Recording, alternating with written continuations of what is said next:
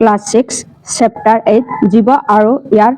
প্ৰশ্ন উত্তৰ কৰোঁ আহা কেনেকৈ আমি অতি সহজেৰে কৰিম চাওঁ আহা অনুশীলনী উদ্ধ উত্তৰটো গোলটোৰ সম্পূৰ্ণকৈ পূৰ কৰা কোৱেশ্চন নম্বৰ 1 তলত দিয়া কোনবিধ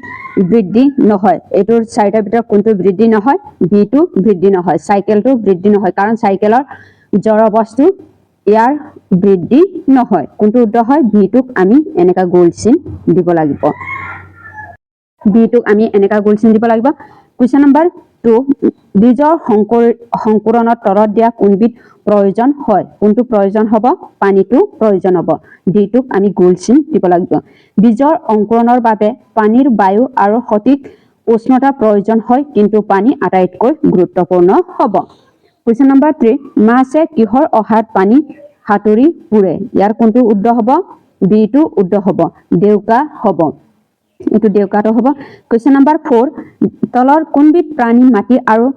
পানীৰ উভয়তে থাকিব পাৰিব বিটো হ'ব বেকুলি হ'ব বেকুলি উভয়স্পৰাণী গতিকে মাটি আৰু পানী দুয়োটা তাইতে থাকে এটো কি হ'ব বিটো উত্তৰ হ'ব কোৱেশ্চন নম্বৰ 5 তলত দিয়া কোনবিধ গছৰ পাত স্পৰ্শ কৰিলে জাপ কাই যায় ইয়াৰ কোনটো উত্তৰ হ'ব কোৱেশ্চন নম্বৰ 5 সিটো উত্তৰ হ'ব লাজুকি লতা হ'ব কোৱেশ্চন নম্বৰ 6 মহে কত কণী পাৰে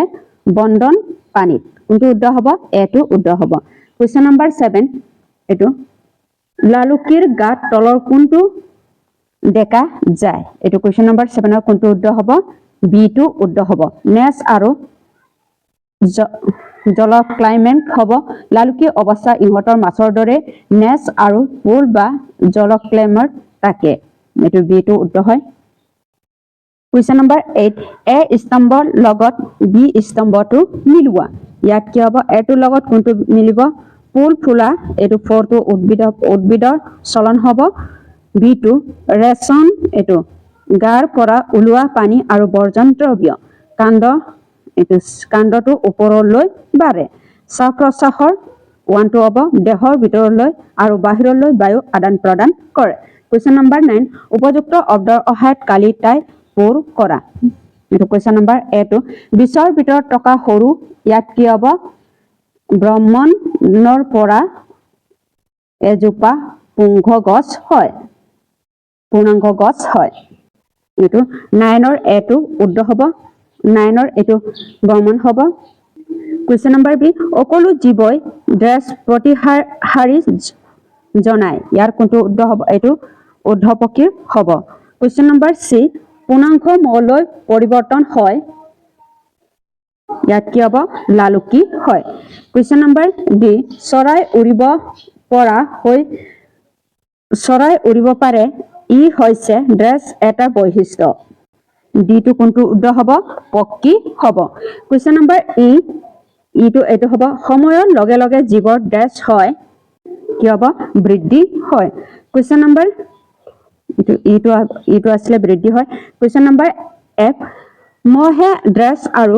বেমাৰৰ বীজাণু কঢ়িয়াই এটো মেলেৰিয়া আৰু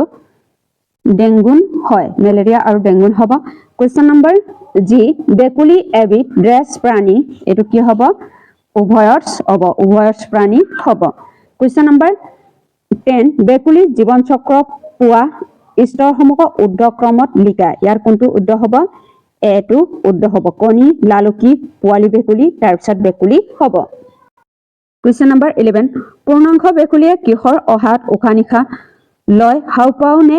জল ক্লাইমেট কোৱেশ্চন নম্বৰ 11 ৰ এটো হ'ব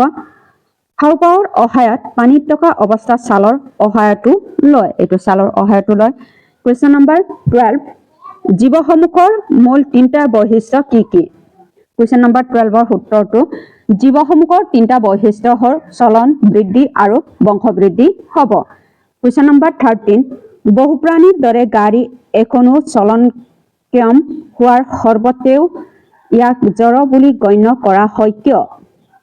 কোৱেশ্চন নম্বৰ 13 ৰ উত্তৰটো এটো হ'ব